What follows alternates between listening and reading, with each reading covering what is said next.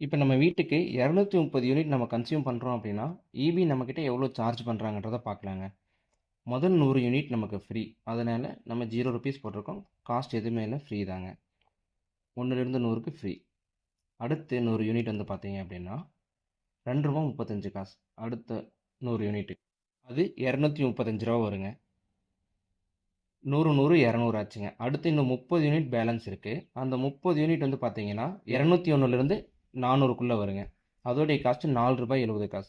அப்ப அந்த 30 யூனிட்டுக்கு ₹4.70 போட்டோம் அப்படின்னா, அதோடைய காஸ்ட் ₹141. முதல் 100 யூனிட் 0, அடுத்த 100 யூனிட் வந்து பார்த்தீங்கன்னா ₹2.35, 235ங்க. அடுத்து 30க்கு ₹441. இதை டோட்டல் பண்ணோம் அப்படின்னா, நமக்கு ₹376 பில் வருங்க. இப்படி தான் வந்து நமக்கு பில் கால்குலேட் ஆகி வரும்.